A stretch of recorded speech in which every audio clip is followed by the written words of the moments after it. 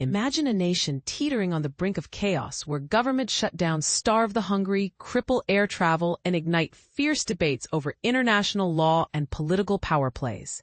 That's the reality we're facing, and it's gripping the headlines with stories that demand our attention. Buckle up as we dive into the latest developments, where presidential calls for drastic Senate changes clash with global condemnations and legal battles that could reshape American society. But here's where it gets controversial. Can one man's strategy to bulldoze through congressional roadblocks really save the day? Or is it a recipe for even greater division? Let's unpack it all, step by step, in a way that even newcomers to politics can follow. First off, the United Nations Human Rights Chief is firing off a scathing critique of the Trump administration's military actions against suspected drug smugglers. Picture this. Volker Turk, the UN High Commissioner for Human Rights, released a statement on Friday accusing the U.S. of breaking international law with its strikes on boats transporting illicit goods from South America. These operations have reportedly claimed at least 61 lives since early September. And Turk isn't holding back. He calls them unacceptable and demands an immediate halt to what he sees as extrajudicial killings. For beginners, extrajudicial killings simply mean executions without proper legal trials, a big no-no under global standards. Turk emphasizes that even if these boats are involved in crime, lethal force is only okay as a last resort against direct threats to life.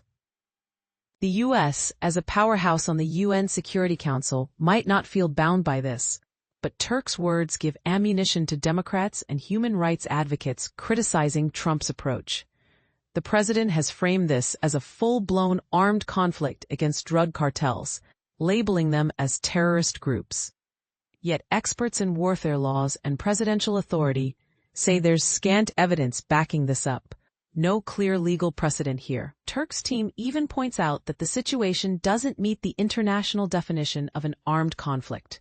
In a letter sent in early October, he reminded the U.S. that drug smuggling is fundamentally a law enforcement matter, not a battlefield. And this is the part most people miss. Based on the limited public info, none of those on the boats seem to pose immediate dangers justifying deadly force. It's a stark reminder of how global norms expect accountability even from superpowers. Shifting gears to domestic turmoil, the government shutdown is poised to hit hard with the SNAP program, think food stamps for millions, on the verge of drying up its funds by Saturday. A federal judge in Massachusetts is set to rule Friday on whether the Trump administration must keep funding this lifeline, as states scramble to shield about 42 million low-income Americans from losing their benefits.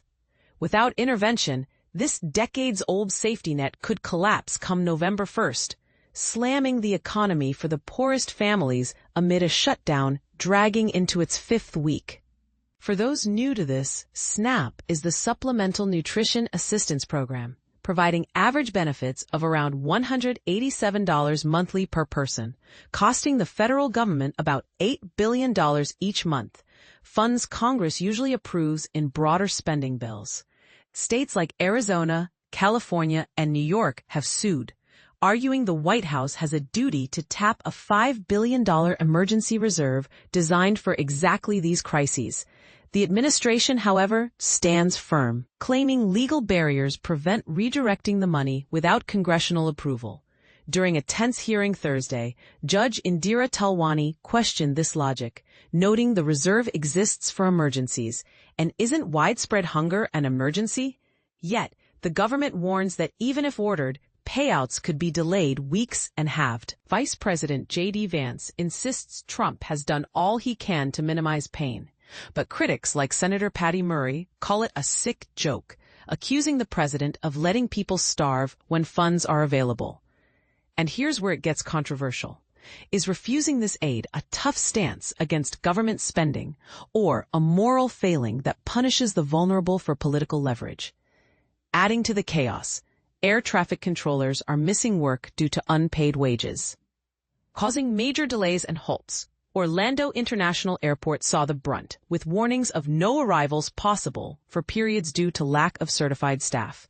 By Thursday night, Flights averaged 2 hours and 40 minutes late, some up to 12 hours, with cancellations piling up. Similar issues hit JFK in New York and Reagan National near Washington, exacerbated by storms and staffing shortages predating the shutdown. Vice President Vance and Transportation Secretary Sean Duffy warned of disaster if this continues into November, especially with holiday travel and winter weather looming. Controllers who missed their first paycheck Tuesday are already stretched thin with 3,000 open positions in a 14,000-strong workforce. Duffy notes that these delays actually prove safety. Air traffic is being managed to avoid overloads. But for travelers, it's a nightmare, highlighting how shutdowns ripple into everyday lives. Meanwhile, former FBI Director James Comey is mounting a fierce legal defense against perjury and obstruction charges filed under unusual circumstances. His lawyers are pushing to dismiss the case, claiming prosecutors mishandled the grand jury process and charged him for a lie he never told. Comey, a vocal Trump critic, was indicted after the president replaced a reluctant U.S. attorney with a loyalist, Lindsay Halligan, who secured the charges on her first day. The defense argues this is vindictive, and they've now added claims that Halligan, an inexperienced former insurance lawyer, botched the grand jury with irregularities like keeping jurors late and signing conflicting indictments. They also allege tainted testimony from an FBI agent potentially sharing privileged info. The charges stem from Comey's 2020 Senate testimony on the Russia probe, where he denied authorizing anonymous sources in news reports. His lawyers say the questions were vague, his answers literally true, and prosecutors later shifted focus to a different employee. They're demanding a bill of particulars for more details. A hearing on Halligan's appointment is set for November 13th. And this is the part most people miss. Could this be a modern-day witch hunt, using legal tools to silence dissent, or a necessary accountability for alleged misconduct? It's sparking debates on judicial fairness and political interference. Finally, tying back to the shutdown, President Trump is urging Senate Republicans to scrap the filibuster, the rule requiring 60 votes for most legislation, to ram through funding and end the stalemate. In a late-night Truth Social post, he called it time to play their Trump card, citing Democratic blocs on funding tied to Affordable Care Act subsidies. Republicans hold 53 seats, but leaders like Majority Leader John Thune have resisted, fearing backlash if Democrats regain power. With SNAP shortfalls and health insurance price hikes looming, Trump's push adds fuel to the fire. So, what do you think? Is abolishing the filibuster a bold move to break gridlock, or a dangerous erosion of checks and balances that could backfire spectacularly? And does the U.S. have a right to act unilaterally against drug smugglers, even if it defies international norms? Share your views in the comments. Do you agree with Trump's tactics, or side with the critics? Let's discuss.